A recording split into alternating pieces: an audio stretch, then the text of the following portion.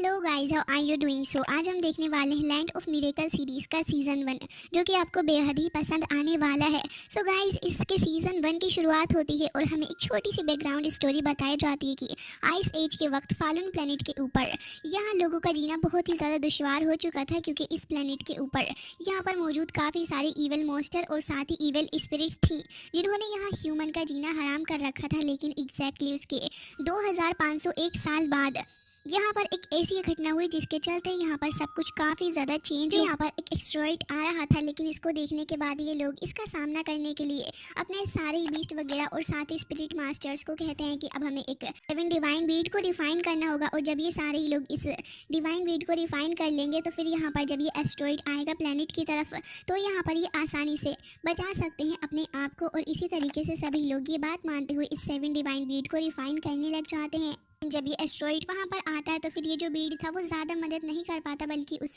Asteroid की रफ्तार को ही कम करने में कामयाब हो पाया था, जिसके चलते यहाँ पर फेरी कॉन्टिनेंट जो था वो 6 हिस्सों के अंदर बट जाता है और 7 ओशंस भी बन जाते हैं। साथ ही यहाँ पर वो जो एस्ट्रॉइड के टुकड़े थे वो चारों ही डायरेक्शन में फैल चुके होते हैं।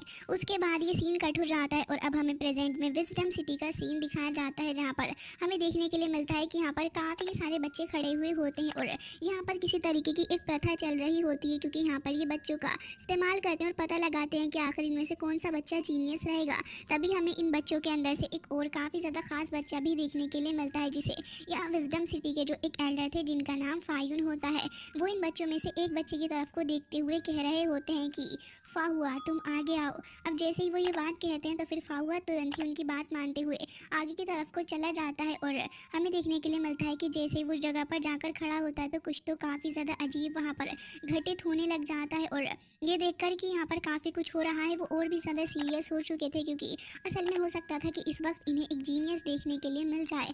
फाहुआ यहाँ अपने सामने एक होली बुक को देख रहा होता है और प्रोसेस के हिसाब से ही यहाँ पर वो उस प्रक्रिया को कर रहा था। तभी बुक के अंदर से कुछ तो डिवाइन एनर्जी निकलकर फाहुआ की तरफ को जाने लग जाती है। एल्डर भी इस डिवाइन एनर्जी को देख रहे होते हैं और तभी यहाँ पर हमें देखने के लिए मिलता है बुक थी उसकी डिवाइन एनर्जी फाहुआ को मिलती है। साथ ही यहाँ पर वो बुक भी अब फाहुआ के पास आने लगी होती है, काफ़ी ज़्यादा एनर्जी रिलीज होती है, फाहुआ दूर होकर गिर जाता है। और ये देखने के बाद यहाँ पर मास्टर फायुन कह रहे होते हैं कि ये तो लॉ ऑफ इन्फोर्समेंट है और ऐसा लग रहा है कि सीक्रेट कोड के द्वारा यहाँ पर अपने फाहुआ के लिए एक another law of enforcement build हुई है अपनी सिटी ऑफ विजडम के अंदर। और फिर फाहुआ को वो बुक मिल जाती है, जिसे फाहुआ पाकर काफ़ी ज़्यादा शॉक्ड होता है। फिर हमें थंडर सिटी का सीन दिखाया जाता है, जहाँ पर हमें अवेकनिंग ओशन देखने के लिए मिलता है और यहाँ पर छोटा बच्चा था जिसे उसकी मदर वहाँ पर ओशन के अंदर को लेके जा रही होती है। साथ ही उसके फादर भी होते हैं और इनको देखकर लग रहा होता है कि लोग इस ओशन के अंदर किसी काफ़ी इंपॉर्टेंट काम से आए हैं। वो ले जाकर अपने हस्बैंड को वहीं पर पटक देती हैं, फिर अपने बेटे को अपने हस्बैंड की गोद में डाल देती हैं। जिसके बाद यहाँ पर ये लड़का जिसका नाम हमें लानगी बताया जाता है, जिसे हम आगे से मैक्स कहकर एड्रेस करेंगे, वो यहाँ पर इस एलिमेंटल सी के अंदर आने के बाद बहुत ज़्यादा खुश था और फिर कहने लग जाता है कि क्या ये एलिमेंटल सी है हमारी फ्रीडम लैंड की। तभी उसके फादर कह रहे होते हैं कि ऑफ कोर्स ये वही है। तभी वो आगे आकर कह रहे होते हैं कि वैसे हमारी इस थंडर सिटी के अंदर 376 डिफरेंट काइंड ऑफ एलिमेंटल सी हैं, जो कि हमारे ब्लू डोमेन के अंदर मौजूद हैं और ये उन्हीं में से एक है। लेकिन अगर तुम इस एलिमेंटल सी की बात करोगे तो ये सबसे ज़्यादा लार्जेस्ट है। फिर यहाँ पर जैसे ही अपना मैक्स आसपास और भी ज़्यादा एक्साइटेड होकर देखने लग जाता, तभी उसके फादर कह रहे होते हैं कि तुम इसी के अंदर जाकर अपने एलिमेंटल सी को अवेकन कर सकते हो, जिससे कि तुम्हारी काफ़ी ज़्यादा हेल्प करेगा। फिर कह रहे होते हैं कि वैसे तो हम रॉयल फैमिली के मेंबर हैं, तो फिर हमारे लिए काफ़ी ज़्यादा इंपॉर्टेंट है। और कह रहे होते हैं कि इसी से ही तो तुम हमारे फ्रीडम लैंड के अंदर फ्रीडम एंड हैप्पीनेस लेकर आओगे। अब हमें यहाँ पर काफ़ी सारी फिशेस भी देखने के लिए मिलती हैं, जिन्हें देखने के बाद अब यहाँ पर मैक्स बहुत ही ज़्यादा खुश होते हुए कह रहा होता है कि फादर ये तो मुझे बहुत ही ज़्यादा टेस्टी लग रही हैं, तो फिर क्या हम इन्हें खा भी सकते हैं। तभी यहाँ पर उसके फादर को एकदम से झटका सा लग जाता है और कहने लगे होते हैं कि ये लड़का अपनी मदर की तरह बातें क्यों करता है। तभी उसकी मदर को काफ़ी ज़्यादा गुस्सा आने लग जाता है और वो अपने हस्बैंड को बिल्कुल ही ठीक कर देती हैं। वो कह रहे होते हैं कि अरे नहीं नहीं ऐसी कोई भी बात नहीं, तुम तो बुरा ही मान गई। और फिर कह रहे होते हैं कि बेटा जो तुम फिशेस देख रहे हो ना, ये सारी के सारी अलग अलग काइंड की एलिमेंटल हैं, जो कि हमारी मदद करते हैं अपने एलिमेंट्स को ढूंढने के लिए। और कह रहे होते हैं कि अगर तुम यहाँ पर जाओगे तो फिर ये अपनी इच्छा से तुम्हें रिकॉग्नाइज कर लेंगी और फिर तुम्हारे साथ में रहते हैं। फिर कहने लगे होते हैं कि तुम्हें पता है कि तुम्हें कम से कम एक एलिमेंट के द्वारा तो रिकॉग्नाइज करवाना ही होगा, क्योंकि तुम्हारी मदर को देखो, इन्हें भी यहाँ पर अनीमो के द्वारा रिकॉग्नाइज किया गया था और हमें यहाँ पर उनका एलिमेंट देखने के लिए मिलता है।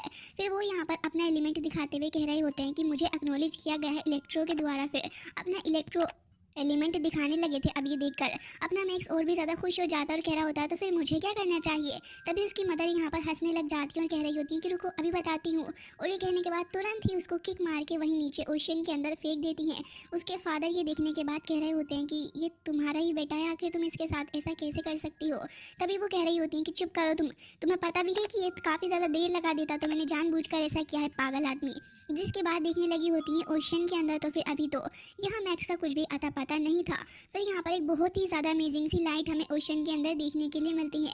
ये देखने के बाद उसके फादर कह रहे होते हैं कि वाकई में ऐसा लग रहा है कि ये तो लाइट ऑफ विजडम है और ये आ रही है अपने मैजिक डोमेन से। कोई बहुत ही ज़्यादा पावरफुल बंदा यहाँ पर है जो कि जीनियस होगा और उसी की वजह से इनक्रेडिबल लाइट हम देख पा रहे हैं। लेकिन तभी यहाँ पर उनकी वाइफ उनका कान पकड़ के खींच लेती है और कह रही होती हैं कि यहाँ पर सबसे ज़्यादा बेटर मेरा बेटा ही है, तो फिर अच्छा ही होगा कि तुम अपना मुंह बंद रखो। और ये कहकर उन्हें पीछे को हटा देती हैं। फिर कह रही होती है कि पता नहीं मेरे बेटे को कौन सा एलिमेंट मिलेगा। जिसके बाद थोड़ा और दिखने लग जाती है। लेकिन अब जब यहाँ पर मैक्स बाहर नहीं आता तो फिर वो थोड़ी चिंता में आ जाती हैं। और अभी 2 सेकंड पहले ही उन्होंने उसे ओशन के अंदर फेंका था, लेकिन अब 2 सेकंड बाद ही वो इतनी ज़्यादा डर जाती हैं कि मेरा बेटा कहाँ चला गया, जल्दी से इसे ढूंढो। और काफ़ी ज़्यादा चिल्ला चिल्ला कर मैक्स मैक्स बोल रही होती हैं। तभी उनके हस्बैंड कहते हैं, कह रहे क्या हो गया, अभी तो 1 मिनट भी नहीं हुआ है उसे अंदर गए हुए। तभी वो उनको पकड़ लेती हैं और उनको बहुत ज़्यादा बुरे तरीके से मारते हुए कह रही थी कि मेरा बेटा, जल्दी से मेरे बेटे को ढूंढो, कहीं वो इसके अंदर डूब नहीं जाए। फिर बच्चों की तरह रोने भी लग जाती हैं। ये देखकर उनके हस्बैंड उनको समझा रहे होते हैं कि आखिर तुम ऐसा क्यों करती हो, हमारा बेटा कहीं खो थोड़ी ना जाएगा। और कह रहे होते हैं कि ठीक है चलो तुम परेशान नहीं हो, बस थोड़ा सा सब्र रखो, तुम भी तो अडल्ट हो चुकी हो।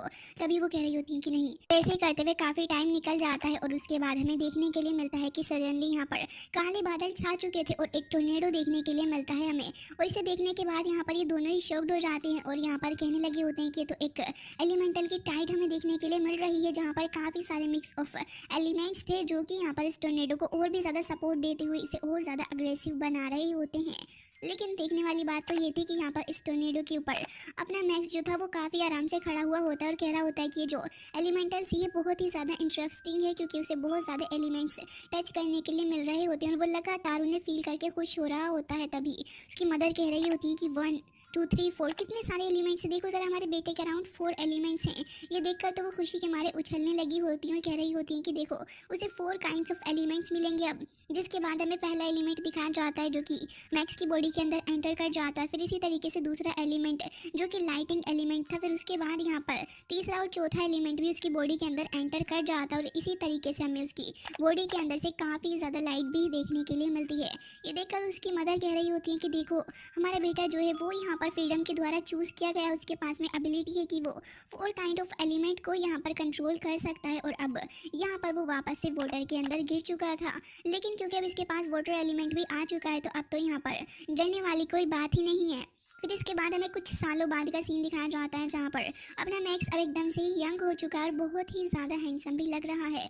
अब जैसे ही वो यहाँ पर सिटी के अंदर आता है तो फिर यंग मास्टर को थंडर सिटी के अंदर देखकर लोग बहुत ही ज़्यादा खुश थे, क्योंकि अब यहाँ पर एक कंपटीशन चल रहा होता है। लड़कियाँ तो यहाँ पर मैक्स के पीछे पागल ही थी और वो लगातार मैक्स को ही चीयर करे जा रही होती है इस कॉम्पिटिशन के लिए। तभी हमें एक और बंदा देखने के लिए मिलता है जो कि मैक्स के अगेंस्ट फाइट करने वाला था और वो काफ़ी ज़्यादा अग्रेसिव हो जाता है, क्योंकि सारी लड़कियाँ यहाँ पर सिर्फ और सिर्फ मैक्स को ही चीयर अप कर रही थी। तो फिर ये बंदा जिसका नाम जिनयाओ है और ये 4th लेवल का कंट्रोलर है, वो तुरंत ही भागते हुए आगे आता है और तुरंत ही यहाँ पर आकर एक पंच से अटैक करने वाला था, बट मैक्स इस पंच से बच जाता है। फिर उसके बाद वो बंदा काफ़ी सारे अग्रेसिव अटैक्स करता है, लेकिन इन सारी अटैक्स का कुछ भी फ़ायदा नहीं हो रहा होता, क्योंकि मैक्स तो ऑलरेडी यहाँ पर काफ़ी ज़्यादा पावरफुल पर्सन है और वो यहाँ पर आराम से उसके सारे के सारे अटैक्स को हैंडल कर ले रहा था। जबकि ये बंदा जिन तुरंत ही यहाँ पर मैक्स का हाथ पकड़ के उसे दूर को धकेलना चाह रहा होता है, लेकिन इससे पहले मैक्स ही उसे उठाकर फेंक देता है। फिर वो भागता हुआ आगे आ रहा होता है। तभी मैक्स कहता है कि अभी रुको बच्चू, तुम्हें सबक सिखाता हूँ। ये कहते हुए थंडर बोल को क्रिएट कर लेता है, जिससे कि काफ़ी सारे हमले वो यहाँ पर आसानी से कर देता है जिन के ऊपर। फिर यहाँ पर जिन भी गुस्से से अपना हाथ पटकता है एरिना के अंदर और हमें दिखाया जाता है कि वो हमला करने ही जा रहा था, बट इतनी देर में मैक्स भी उसके ऊपर अटैक कर देता है और यहाँ पर काफ़ी ज़्यादा पावर रिलीज होने लगी होती है। दोनों ही लगातार एक दूसरे के ऊपर अटैक करते हुए सप्रेस करने की कोशिश कर रहे होते हैं एक दूसरे को।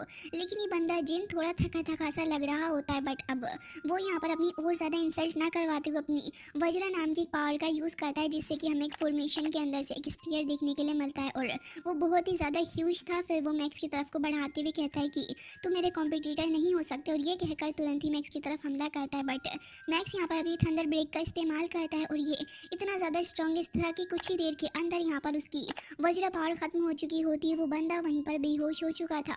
लड़कियां तो यहाँ पर पगला रही होती हैं और यहाँ पर मैक्स एक बार फिर से आता है इस बंदे को ख़त्म करने के लिए और कह रहा होता है तो क्या तुम अभी भी फाइट करना चाहोगे। लेकिन तभी वो कहने लग जाता है कि अगर मुझे पता होता कि तुम 5th लेवल के ऊपर हो तो फिर मैं तो कभी भी यहाँ पर तुम्हारे साथ कम्पीट ही नहीं करता। बट इतनी देर में यहाँ पर एक बेल की आवाज़ सुनने के लिए मिलती है अपने मैक्स को, जो कि उसके फादर की तरफ से ही थी। तो फिर वो इस मैच के ऊपर खुद से ही गिव अप कर देता है और वह गाने लग जाता है। और सारे ही लोग ये देखकर काफ़ी ज़्यादा हैरान थे कि अच्छा खासा जीता हुआ मैच यहाँ पर मैक्स हार कर जा रहा है। लेकिन लड़कियाँ तो फिर भी उसके नाम के नारे लगा रही होती हैं, जिससे कि मैक्स कहता है कि दिन ब दिन ये सिटी बहुत ही ज़्यादा बोरिंग होती जा रही है और ये लड़कियाँ ये क्यों ही मुझसे इतनी ज़्यादा ऑब्सेस्ड हैं। और उसे ये चीज़ बिल्कुल भी पसंद नहीं होती क्योंकि उसे हर वक्त ही फीमेल अटेंशन इतनी ज़्यादा मिलती है। जबकि हमें दिखाया जाता है कि दूसरी तरफ ये बंदा जीन बहुत ही ज़्यादा गुस्से में था और चिल्लाते हुए कह रहा होता है कि आखिर ये लड़का कैसे मुझे बुली करके चला गया है। जिसके बाद मैक्स यहाँ पर ब्लू डोमेन के अंदर थंडर पैलेस सिटी के अंदर आ चुका होता है, जहाँ पर आने के बाद वो कह रहा होता है कि फादर ने मुझे ज़रूर किसी काम से ही बुलाया होगा। और यहाँ पर उसके फादर अक्सर जिसके बाद वो वहाँ से अंदर की तरफ चला जाता है अपने फादर से मिलने के लिए। जबकि दूसरी तरफ हमें फा हुआ दिखाया जाता है, जो कि यहाँ पर गवर्नेंस पैलेस के अंदर आया हुआ था और यहाँ पर आने के बाद वो मिलने के लिए आया हुआ होता है एल्डर फायून से। अब जैसे ही फायून ने उसे बुलाया होता है कि उस इम्पोर्टेंट बात करने के लिए, तभी फा हुआ उसे काफ़ी अच्छे से ग्रीट करता है और देखने में लगता है कि फा हुआ काफ़ी ज़्यादा सीरियस टाइप का लड़का है। तभी वो कह रहा होता है कि एल्डर फायून आपने मुझे बुलाया था। तभी वो कहने लग जाते हैं कि तुम मुझे गॉड फादर कहकर बुला सकते हो जब कोई भी हमारे अराउंड नहीं हो। तो वो कहता है कि गॉड फादर। तभी वो कह रहे होते हैं कि तुमने 7 डिवाइन बीट के बारे में तो सुना ही होगा, है ना। ये सुनने के बाद वो कह रहा होता है कि हाँ। दूसरी तरफ ये सीन कट हो जाता है और हमें दिखाया जाता है कि यहाँ पर मैक्स जैसे ही अपने फादर से इन 7 डिवाइन बीट के बारे में सुनता है, तो वो कह रहा होता है कि आपने मुझे यहाँ पर बुलाया इन सारी बातें करने के लिए। मुझे तो नहीं लगता कि वो डिवाइन बीट एग्जिस्ट करते होंगे। जबकि उसके फादर कह रहे होते हैं कि ऑफकोर्स वो एग्जिस्ट करते हैं और कह रहे होते हैं कि एक बार हमारे एंसेस्टर ने ऐसा प्रिडिक्ट किया था कि यहाँ पर एक बुक ऑफ प्रोफेसी भी है और यहाँ पर ये बुक ऑफ प्रोफेसी ही है जो कि यहाँ मॉन्स्टर स्पिरिट और साथ ही कॉन्टिनेंट के बाकी बैलेंस करने के लिए हमारे एंसेस्टर ने यहाँ पर एक कलरफुल लोटस फायर फाउंडेशन के तौर पर लिया था। और फिर उसके बाद उन्होंने 12 मॉन्स्टर और साथ ही 12 हेवनली स्पिरिट का ब्लड लेके उसके अंदर इन्फ्यूज़ किया था। इन दी एंड वो रिफाइन करने में कामयाब हो पाए थे एक 7 आर्टिफैक्ट, जो कि एक 7 डिवाइन बीड है। तो फिर मैं यहाँ पर तुमसे कहना चाहूँगा कि तुम जाओ और उसको हासिल करो। जबकि यहाँ पर दूसरी तरफ अब पाऊ का पूछने लग जाता है तो फिर मुझे क्या करना होगा। तभी गॉड फादर उससे कह रहे होते हैं कि जो 7 डिवाइन बीड है वो बहुत ही ज़्यादा पावरफुल और ख़तरनाक सी चीज़ है। अगर ये यहाँ पर डिमोनिक और प्लैनेट पर मौजूद है तो फिर तुम्हें इसे हासिल करना होगा, क्योंकि ये काफ़ी ज़्यादा ज़रूरी है हमारे लिए और इससे यहाँ पर हमारे लिए मिजरी भी आ सकती है और हमारे कॉन्टिनेंट के लिए बुरा भी हो सकता है। तो फिर तुम्हें इसे जल्द से जल्द लेकर आना चाहिए। जबकि यहाँ पर फाहुआ कह रहा होता है कि क्या गॉड फादर आखिर आपका इससे क्या मतलब है। जबकि दूसरी तरफ यहाँ पर मैक्स के फादर उसे बता रहे होते हैं कि तुम जाओ और उसको लेकर आ जाओ। लेकिन वो कह रहा होता है कि मेरा इससे कोई भी लेना देना नहीं है, मैं बिल्कुल भी नहीं जाऊँगा उसको लेने के लिए। लेकिन यहाँ पर दूसरी तरफ गॉड फादर कहते हैं कि फाहुआ तुम्हें यहाँ से जाना ही होगा और उस चीज़ को लेकर आना है तुम्हें, क्योंकि इससे ही तुम्हारी कल्टीवेशन भी इम्प्रूव हो जाएगी। मेरे ओपिनियन के अंदर ये तुम्हारे लिए बेस्ट है। जबकि यहाँ पर अपनी दूसरी तरफ मैक्स कह रहा होता है कि फादर आप मुझे ये बोर करने वाली बातें बिल्कुल भी नहीं बताएं, क्योंकि मैं तो यहाँ से चला। ये कहकर वो जा ही रहा था और कह रहा होता है कि वैसे भी फ्रीडम लैंड के अंदर किसी भी तरीके का रूल नहीं है, तो मैं अपनी मर्जी से रहूँगा, आप मुझे ऑर्डर नहीं दे सकते। जबकि उसके फादर उसका हाथ पकड़ के कह रहे होते हैं कि तुम मेरे बेटे हो, तुम्हें मेरी बात क्यों नहीं समझ में आती। जबकि वो कह रहा होता है कि मैं यहाँ से जा रहा हूँ, मुझे इसके बारे में कुछ भी नहीं सुनना और मैं अपनी मर्जी चलाऊंगा। अब जैसे ही वो वहाँ से निकल के जा रहा था तभी उसके फादर कहने लग जाते हैं कि तुम्हें पता है तुम्हारी मदर तुम्हारी शादी के बारे में बात कर रही थी और उसने काफ़ी सारी ब्लाइंड डेट्स भी तुम्हारे लिए अरेंज कर रखी हैं। वो तो मैंने ही उससे कह दिया कि अभी हमारा बेटा यंग है और उसे कुछ और साल चाहिए आसपास एक्सप्लोर करने के लिए और अपने आप को स्ट्रॉन्ग बनाने के लिए। लेकिन अब जब तुम डिसाइड कर चुके हो कि तुम्हें कुछ भी मेहनत वाला काम नहीं करना है तो फिर ठीक है, मैं तुम्हारी शादी करवा देता हूँ, वैसे भी तुम बड़े हो रहे हो। जिसके बाद ये सुनकर वो बहुत ही ज़्यादा घबरा जाता है। फिर तुरंत ही आकर अपने पापा के पैरों के अंदर पड़ चुका था। फिर कह रहा होता है कि फादर मैं बहुत गलत था, आपकी बात एकदम ही सही है, मुझे वहाँ पर जाना होगा और उस बीड को लेकर आऊँगा। जिसके बाद उसके फादर कह रहे होते हैं कि ये हुई ना बात और कहते हैं कि ठीक है अब बेटा चलो उठो और वहाँ से चले जाओ। अब जब तुमने मुझसे वादा कर ही लिया है कि तुम उस बीड को लेकर आओगे तो। जिसके बाद वो वहाँ से फुदकते फुदकते चला जाता है। जबकि यहाँ पर उसके फादर कह रहे होते हैं कि बेटा अपनी मदर से बचकर रहना और साथ ही कहते हैं कि इसकी भी पर्सनैलिटी बिल्कुल इसकी मदर के ऊपर गई है, मैं इसे बिल्कुल भी चेंज नहीं कर सकता। लेकिन ये बात तुरंत ही उनकी वाइफ सुन लेती है, जो कि कह रही होती है कि हनी ज़रा यहाँ आकर मेरी बात सुनना। और वो काफ़ी गुस्से की टोन में ऐसा बोल रही होती है तो वो डर के मारे वहाँ से चले जाते हैं। जबकि दूसरी तरफ हमें दिखाया जाता है कि मैक्स अब डॉल्फिन साथी के साथ वहाँ से जा रहा होता है। जबकि यहाँ पर हमें इस नेमलेस आइलैंड के अंदर ये सी देखने के लिए मिलती है जहाँ दून आ रहा था तो वो आकर फाहुआ से टकरा जाता है और टकराने की वजह से वो वहीं पर गिर चुका था। जबकि यहाँ पर फाहुआ उसे पूछने लग जाता है कि आखिर तुम कौन हो, और वो काफ़ी सीरियस लुक भी मैक्स को दे रहा होता है। जबकि मैक्स भी उसे गुस्से से देख रहा होता है और यहाँ पर उसे देखकर कहता है कि तो क्या तुम ब्लू डोमेन से हो। तभी वो कह रहा होता है कि हाँ बिल्कुल, और मेरा नाम मैक्स है, तुम मुझे जानते ही होगे। चलो अब यहाँ से निकल जाओ क्योंकि वो पियरलेस बीड मेरा है। ये सुनने के बाद वो कह रहा होता है कि अच्छा, और ये कहने के बाद तुरंत यहाँ पर अपनी वो गोल्ड बेस्ट वॉल यानी कि वो बुक निकाल लेता है और कह रहा होता है कि मेरे पास ये है। ये देखने के बाद अब मैक्स कहता है कि अच्छा तो फिर तुम एक 5th लेवल के कंट्रोलर हो, मुझे तो इसके बारे में पता ही नहीं था। उफ, मैं तो तुमसे काफ़ी डर गया, देखो मुझे डर लग रहा है। और फिर कह रहा होता है कि बेटा जाओ जाकर कुछ काम कर लो, समझे।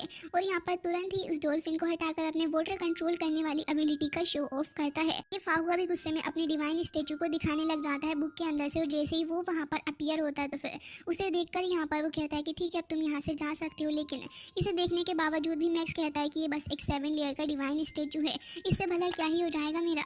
जबकि वो कह रहा होता है कि ठीक है कुछ नहीं होगा ना। और फिर अपनी आर्मी जो कि बहुत ही ज़्यादा बड़ी टुकड़ी में थी उससे कहता है कि ज़रा मुझे स्पिरिचुअल सपोर्ट प्रोवाइड करना।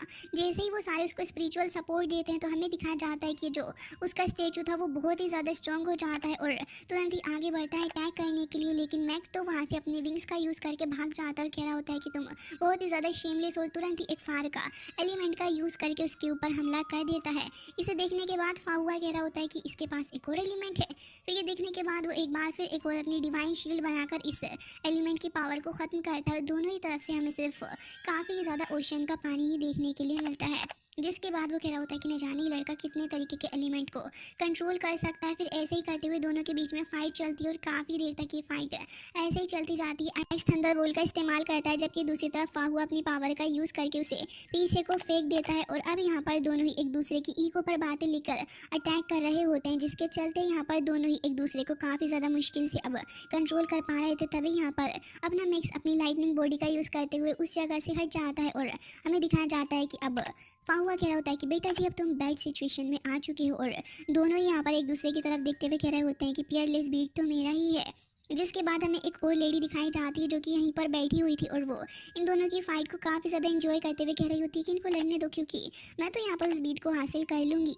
जबकि हमें नेमलेस आइलैंड दिखाया जाता है जहाँ पर जैसे ये दोनों आ जाते हैं तभी और ऑब्वियसली यहाँ पर मैक्स भी था जो कि काफ़ी ज़्यादा गुस्से से उसके ऊपर हमला कर देता है। फिर कह रहा होता है कि मैं तुम्हें इतनी आसानी से तो बिल्कुल भी नहीं छोड़ने वाला हूँ। और दोनों एक बार फिर से यहाँ पर गुस्से से एक दूसरे की तरफ फाइट करने के लिए आगे बढ़ रहे होते हैं। लेकिन क्योंकि यहाँ पर खाई भी मौजूद थी और शायद इसके अंदर से इन्हें वो बीड मिल सकता था तो इसके चलते अभी के लिए यहाँ फाहुआ फाइट नहीं करना चाह रहा होता। जबकि मैक्स यहाँ पर फ्लाई करते हुए आगे आता है जबकि यहाँ पर उसको ट्रैप करने के लिए फाहुआ तुरंत ही अपनी बुक की मैजिकल पावर का इस्तेमाल करता है। और इन द एंड हमें दिखाया जाता है कि यहाँ पर मैक्स इस खाई की तरफ को गिरने लगा होता है और फिर वो फ्लाई करते हुए वहाँ पर ऊपर की तरफ को उठकर आ जाते हुए कि मैं कभी भी गिर नहीं सकता, समझे तुम।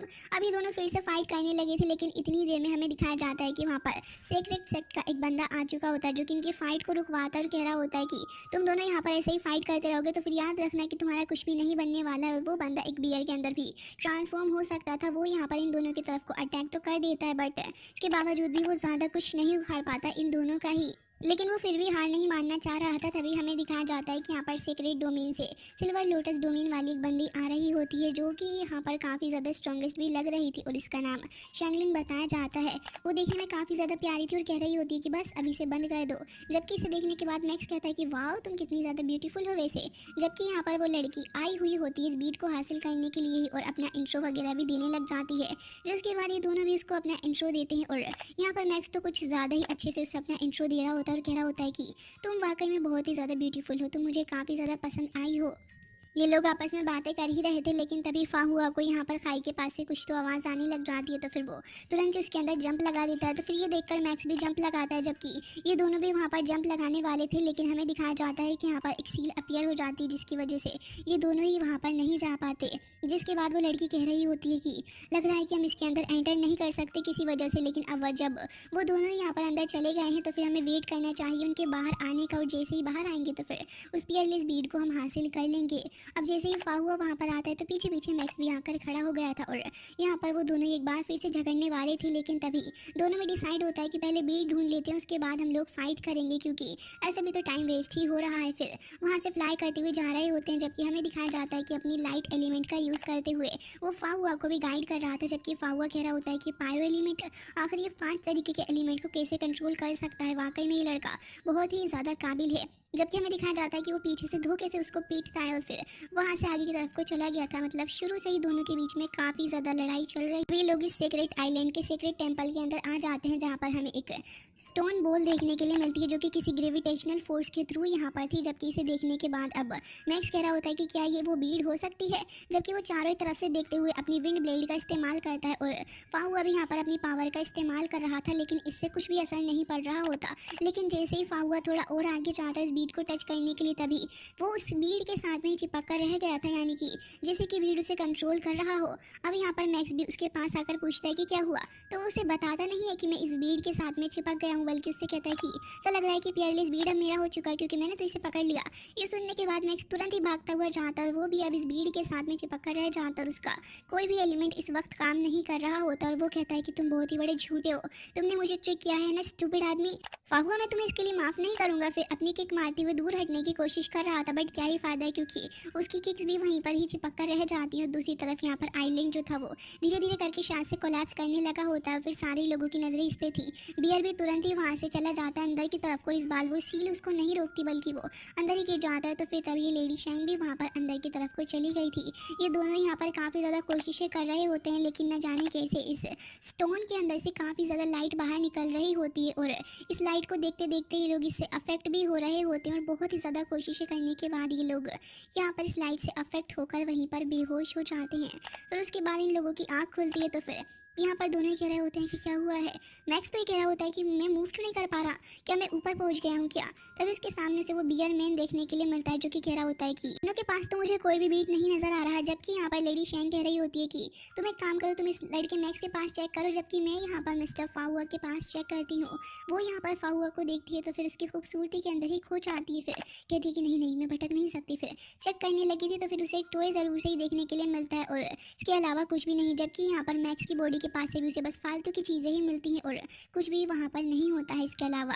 जबकि यहाँ पर अब वो पूछने लग जाती है कि इसके पास तो कुछ भी नहीं है, तुम एक काम करो, इसके इस ब्रेसलेट के अंदर देखो, क्या पता इसके अंदर कुछ हो। लेकिन जब वो यहाँ पर उसके ब्रेसलेट को देखती है तो उसमें कुछ कुछ अजीब ही चीज़ें थी, जिसे देखकर वो काफ़ी ज़्यादा शर्माने लग जाती है। बियर उसके पास आकर पूछता है कि क्या हुआ, इसमें ऐसा क्या है। तभी वो कहती है कि कुछ नहीं, मैं बिलीव नहीं कर पा रही हूँ कि ये लड़का ऐसी भी चीज़ें कलेक्ट करता होगा। तो ये दोनों ही सोचने लग जाते हैं कि यहाँ पर कोई भी पेयरलेस बीड नहीं है, तो इसका मतलब अब हमें पागल ही बनाया गया है और हमारा टाइम भी बर्बाद हुआ। अब हमें यहाँ पर इन्हें हर्ट करके कुछ भी हासिल नहीं होने वाला है, हमें तो यहाँ से अब निकल कर जाना चाहिए। और ये सोचते हुए वो भी वहाँ से निकल कर चले जाते हैं। जबकि हमें देखने के लिए मिलता है कि अब जैसे ही फाहुआ और मैक्स दोनों को ही होश आता है, तो फाहुआ की बॉडी और साथ ही मैक्स की बॉडी पर कपड़े थे ही नहीं, क्योंकि बियर ने यहाँ पर उस भीड़ को ढूंढने के लिए उनके कपड़ों की भी हालत ख़राब कर दी थी। और वहाँ से फाहुआ तो आराम से अपनी शील्ड के ऊपर सवार होकर चला जाता है, जबकि मैक्स बेचारा वहीं पर ही फंस कर रह गया था, जिससे कि वो काफ़ी ज़्यादा फ्रस्ट्रेट होता है कि आखिर मेरे साथ ही ऐसा क्यों होता है। जिसके बाद वो बेचारा अपनी डॉल्फिन के ऊपर सवार होते हुए वहाँ से निकल के अपने घर की तरफ को चला जाता है, क्योंकि इतना ज़्यादा सफ़र करने के बावजूद भी भीड़ तो इन्हें मिला ही नहीं है। और फाइनली जाकर अब अपना फाहुआ भी घर की तरफ को जा रहा होता है, और वो अपनी इस 7 लेयर वाली डिवाइन स्टेचू का इस्तेमाल करते हुए अपने आप को हील भी कर रहा था। जबकि उसे एकदम से सेंस होने लग जाता है कि यहाँ पर एक काफ़ी ज़्यादा बड़ा सा मॉन्स्टर आ रहा है शिप की तरफ। तो फिर तुरंत ही सबको अवेयर रहने के लिए कहता है। फिर हमें दिखाया जाता है वो ह्यूज मॉन्स्टर, जो कि एक बहुत ही ज़्यादा खतरनाक सा मॉन्स्टर था। और अब यहाँ पर इनकी हालत ख़राब करने के लिए वो मॉन्स्टर काफ़ी होता है, क्योंकि जैसे ही वो वहाँ पर आता है तो फिर वो कहने लगा होता है कि तुमने बहुत ही ज़्यादा गलत किया है मेरे साथ। फाहुआ काफ़ी प्यार से पूछता है कि सी मास्टर, आखिर आप बता सकते हैं हमने आपको किस तरीके से हर्ट कर दिया, जबकि हमने तो यहाँ पर कुछ गलत भी नहीं किया है। जबकि वो कह रहा होता है कि तुम बहुत ही ज़्यादा घटिया इंसान हो, क्योंकि तुमने मेरे यंग मास्टर को लिया, क्या मतलब कि उन्हें अपने जाल में फंसा लिया, और अब कह रहे हो कि तुमने कुछ भी नहीं किया। जबकि फाहुआ कहता है कि नहीं, ये कोई मिसअंडरस्टैंडिंग ही होगी, मैंने ऐसा कुछ भी नहीं किया है। लेकिन अब सी ड्रैगन उसकी एक भी बात सुनने के लिए बिल्कुल भी राजी नहीं था, और तुरंत ही यहाँ पर अपनी पावर का यूज़ करते हुए डिवाइन अटैक कर देता है। जबकि फाहुआ ने पहले एक शील्ड लगा रखी होती है, बट इस शील्ड के सामने भी यहाँ पर वो कुछ भी नहीं कर पाता, वो तो कुछ ही सेकंड्स के अंदर ब्रेक हो जाती है। जबकि दूसरी तरफ हमें दिखाया जाता है कि जैसे ही अटैक आकर फाहुआ को हिट करने वाला था तो फिर उसके फोरहेड के ऊपर जो सिंबल था वो ग्लो करने लग जाता है और ये एक अटैक आकर लग जाता है अपने मैक्स के ऊपर भी। और वो इसे देखकर कह रहा होता है कि मेरे आर्म के ऊपर ये सडनली अटैक कैसे हुआ, लग रहा है कि शायद किसी फिश ने अटैक कर दिया होगा। अब वही सब कुछ देख ही रहा था कि आखिर ये अटैक हुआ कैसे है, लेकिन तभी हमें दिखाया जाता है कि अब ये जो सी ड्रैगन था वो और भी ज़्यादा चिल्ला रहा होता है और यहाँ पर वो इसकी बात मानने के लिए बिल्कुल भी राज़ी नहीं होता। जबकि दूसरी तरफ फाहुआ के सामने ग्लो करती हुई फॉर्मेशन टाइप आती है, जो कि उसे पता चलता है कि यहाँ पर जो तुम दोनों ही हो वो यहाँ पर अपनी लाइफ को शेयर करोगे, क्योंकि तुम दोनों की लाइफ यहाँ पर इससे जुड़ चुकी है। जिसके बाद वो जैसे उस सिंबल के ऊपर दोनों ही साथ में टच करते हैं तो गायब हो जाता है। तुरंत यहाँ पर फाहुआ की शिप के ऊपर आकर गिर चुका था। ये देखकर वो हैरान था कि ये क्या हो चुका है, जबकि दोनों ही यहाँ पर समझ चुके होते हैं कि ये उस पीयरलेस बीड की तरफ से हो रहा है और दोनों ही एक दूसरे को ब्लेम भी कर रहे थे। लेकिन इतनी ही देर में यहाँ पर ये जो सी ड्रैगन था वो यहाँ मैक्स के ऊपर हमला करने के लिए जा रहा होता है। मैक्स तो एकदम से डर जाता है और जाकर फाहुआ के पीछे छिप चुका था। जबकि फाहुआ कह रहा होता है कि आखिर ये चीज़ है क्या और ये बड़ा डिजास्टर आकर यहाँ पर कैसे आ गया और तुमने इसको कैसे यहाँ पर अट्रैक्ट कर लिया। जबकि यहाँ पर अभी एक बार फिर से अपना फाहुआ यही कह रहा होता है कि सीनियर ड्रैगन मुझे लगता है कि कोई ना कोई मिसअंडरस्टैंडिंग ही हुई है। जबकि यहाँ पर ये सब कुछ देखने के बाद यहाँ मैक्स कहने लग जाता है कि बिल्कुल भी नहीं, मुझे तो लगता है कि कोई मिसअंडरस्टैंडिंग नहीं है, बल्कि इस लड़के फाहुआ ने जानबूझकर ही किया होगा जो भी किया होगा। और वो ये सोच रहा था कि सी ड्रैगन उसको छोड़कर फाहुआ को ही टारगेट बनाएगा। जबकि सी ड्रैगन जो था वो यहाँ पर गुस्से में अभी सी के अंदर को चला जाता है। जबकि यहाँ पर मैक्स जो था वो वहाँ से फ्लाई करते हुए भागने वाला होता है। तभी हमें दिखाया जाता है कि अभी जो सी ड्रैगन वापस निकल कर आता है तो वो दो भागों में बट जाता है और यहाँ पर एक तो अटैक करता है फाहुआ के ऊपर, जबकि दूसरा वाला इसके ऊपर हमला करने के लिए आ जाता है। मैक्स तो ये देखकर बहुत ही ज़्यादा हैरान था कि सडनली मेरे ऊपर क्यों अटैक कर रहा है, मैंने इसका क्या बिगाड़ दिया। लेकिन अब तो मॉन्स्टर उसके भी पीछे पड़ ही चुका होता है, जिससे कि वो बेचारा काफ़ी ज़्यादा डरते हुए अपनी जान बचाने की कोशिश कर रहा होता है।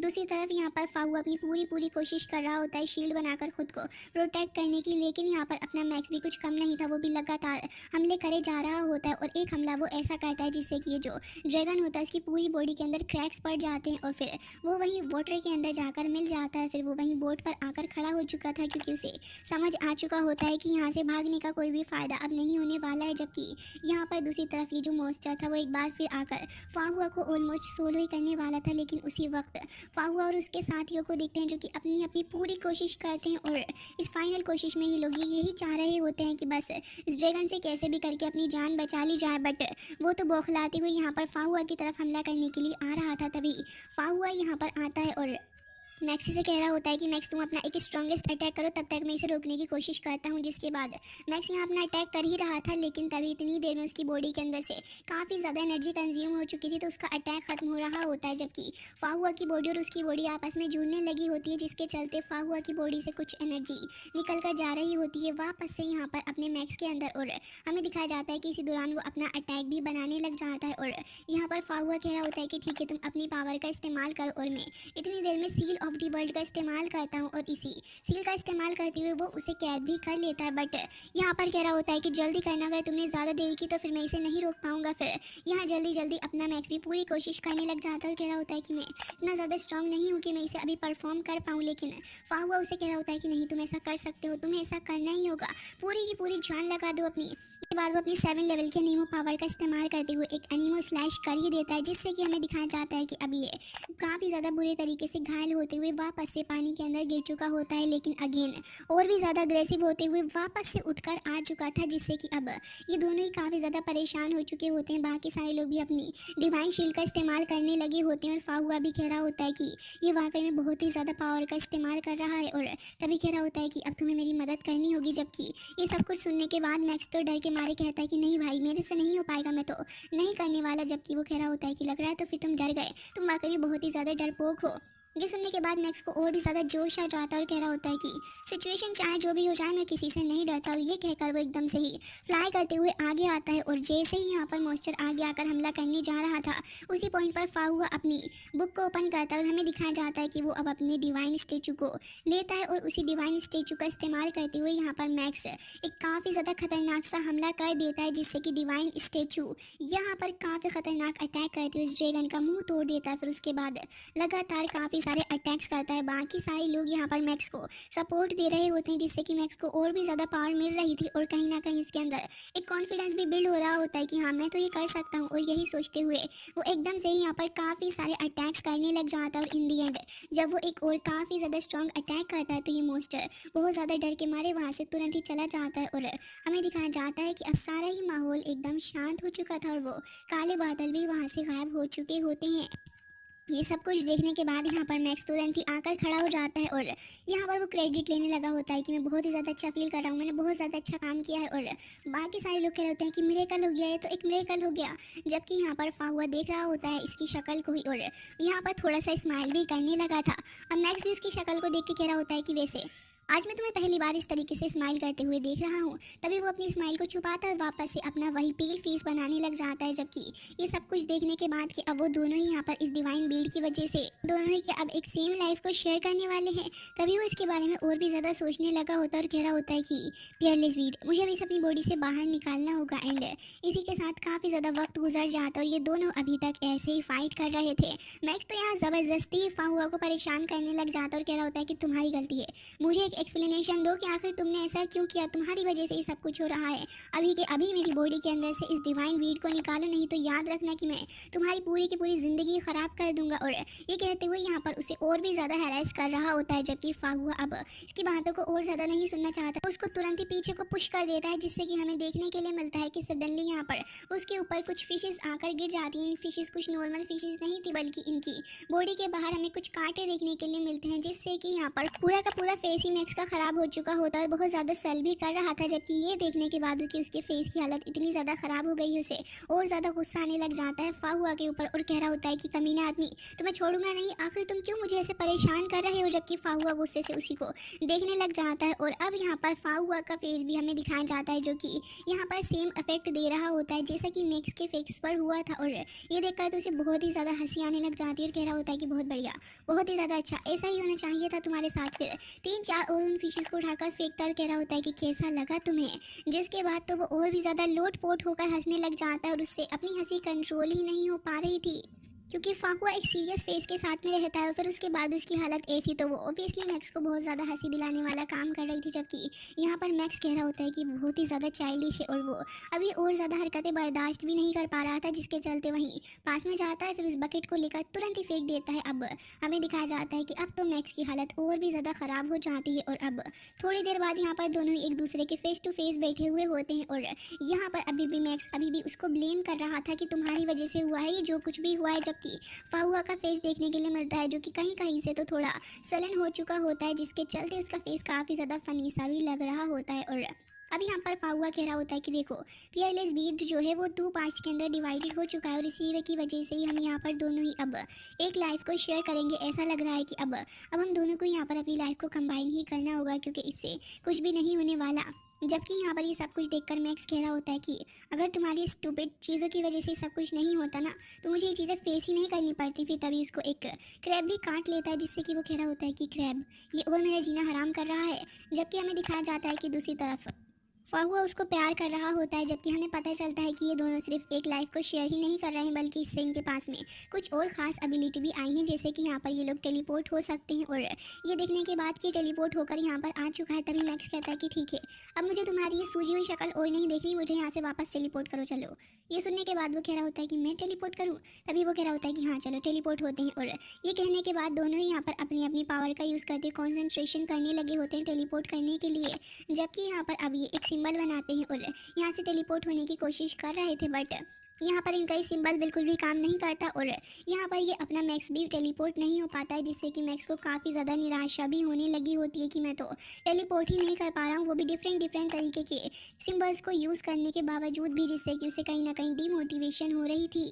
फिर वो कहता है कि क्या पता अब मुझे कोई दूसरा पोस्ट ट्राई करना होगा। फिर वो योगा के काफ़ी सारे पोस्ट ट्राई करता है, फिर कुछ काफ़ी ज़्यादा फ़नी पोज भी ट्राई करने लग जाता है और कह रहा होता है कि इससे भी टेलीपोर्ट नहीं हो पा रहा हूँ, तो अब क्या करूँ। फिर कहता है कि मुझे लगता है कि तुम्हें भी मेरे साथ में इन पोजेस को ट्राई करना होगा, तभी तो हम टेलीपोर्ट करेंगे, क्योंकि जब हम दोनों ही एक सेम लाइफ को शेयर कर रहे हैं तो फिर दोनों को ही यहाँ पर सेम पोज को करना होगा। फिर यहाँ पर उसे कहता है कि चलो जल्दी से ही पोज करो। जिसके बाद यहाँ पर ये अजीब सा पोज देखने के बाद फाहुआ को बहुत ही ज़्यादा एम्बेरसमेंट तो फील हो ही रही होती।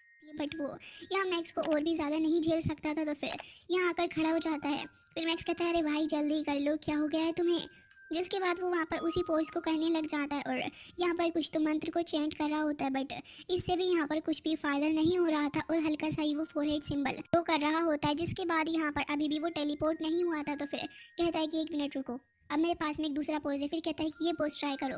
फिर एक बार और दूसरा पोज ट्राई करता है और हर बारी एक ही मंत्र चेंट कर रहे थे कि पियरलेस बीट, जिसने हमें डिवाइड किया है 2 के अंदर और हम इसी की वजह से एक अकेली लाइफ जी रहे हैं दोनों ही। तो फिर अब हमें लगातार ऐसे ही और दिखते हुए ये दोनों दिखाए जाते हैं, लेकिन लगातार इतने सारे पोज करने के बावजूद भी यहाँ पर कुछ भी नहीं होता। लास्ट में फाहुआ बहुत ही ज़्यादा थक जाता है। फिर वो उसे दूर फेंक के मारता और कह रहा होता है कि लग रहा है कि ऐसे काम नहीं करेगा और मुझे किसी और तरीके से इस पियरलेस बीट को एक्टिवेट करने के साथ में को कनेक्ट करने का तरीका ढूंढना होगा। जिसके बाद वो वहीं पर बैठ जाता है और हमें दिखाया जाता है कि मैक्स भी उसके पास में ही आकर लेट जाता है, क्योंकि वो बहुत ही ज़्यादा अजीब सा लड़का है। जिसके बाद यहाँ पर ये दोनों ही अब उस पास्ट मोमेंट के बारे में सोचने लगे होते हैं कि आखिर किस तरीके से यहाँ पर टेलीपोर्ट होकर मैक्स आया था। काफ़ी देर तक ऐसे ही ध्यान करने के बाद इनके दिमाग में काफ़ी सारी बातें आ रही होती हैं, लेकिन यहाँ पर अब ये दोनों एक दूसरे की तरफ को अपनी अपनी फिंगर बढ़ाते हैं।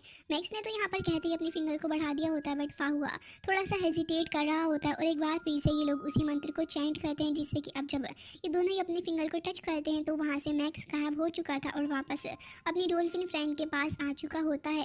जैसे ही अब वो वहाँ से गायब होता है तो हमें दिखाया जाता है कि अब बहुत ही ज़्यादा खुश नज़र आ रहा था और कह रहा होता है कि वो स्टूपिड फाहुआ, पूरे वर्ल्ड के अंदर मुझे वो फाहुआ ही मिला जिसके साथ में मैं कनेक्ट हो पाया। पता नहीं एंसेस्टर ने क्यों इतनी ज़्यादा अजीब सी चीज़ यहाँ पर रख दी। और ये सारी बातें सोचकर वो वहाँ से अपने घर की तरफ जा रहा होता है, जबकि दूसरी तरफ हमें देखने के लिए मिलता है कि फाहुआ जो था वो अब बेचारा कुछ खा रहा होता है, क्योंकि काफ़ी ज़्यादा थक चुका था। लेकिन कानों में मैक्स का बेसुरा सा गाना सुनने के लिए मिलता है, जो कि जियान से भी ज़्यादा बेकार सा गा रहा होता है। और ये सुनने के बाद कि अब यहाँ पर ये गंदा सा गाना भी गाएगा, तो अब हुआ बिल्कुल भी बर्दाश्त तो नहीं कर पाता और तुरंत यहाँ पर कुछ ऐसा करता है जिससे कि मैक्स यहाँ वाटर के अंदर गिर जाता है। असल में उसने अपने आप को चांटा लगा लिया था, जिसका असर यहाँ मैक्स के ऊपर भी आता है। फिर कहने लगा होता है कि माफ़ करना, लेकिन मैं बस यही देख रहा था कि क्या यहाँ पर दूर से भी हम लोग इस सेम पावर को महसूस कर सकते हैं या फिर नहीं। जबकि मैक्स कहता है कि तुमने मुझे पागल समझ रखा है क्या, तुम्हें सच में लगता है कि यहाँ पर मैं तुम्हारी इन वाहियात बातों के अंदर आ जाऊँगा। मुझे बहुत अच्छे से पता है कि तुमने ये पर्पसफुली किया है और ये करने के बाद कि मैं तुम्हें बिल्कुल भी नहीं छोड़ने वाला हूँ। और ये कहने के बाद वो कहता है कि वैसे टेलीपैथी के थ्रू हम लोग यहाँ पर बातें भी कर सकते हैं और एक दूसरे की बातें सुन भी सकते हैं, तो फिर हमारे बीच में तो कोई सीक्रेट ही नहीं रहेगा। उफ, ये बहुत ज़्यादा गंदा है। तभी यहाँ पर एक और चांटा उसको पड़ जाता है और कह रहा होता है कि मुझे जल्द से जल्द यहाँ पर इस चीज़ को ख़त्म करना ही होगा, क्योंकि मैं इस फाहुआ नाम की बीमारी को और बर्दाश्त नहीं कर सकता हूँ। और ये कहकर तुरंत ही यहाँ पर कह रहा होता है कि चलो अब मुझे यहाँ से जाना होगा। जिसके बाद वो वहाँ से जंप लगा देता है और दूसरी तरफ फाहुआ को देखते हैं, जो कि यहाँ पर यही सोच रहा होता है कि मुझे भी जल्द से जल्द इस कर्ज को ख़त्म करना ही होगा।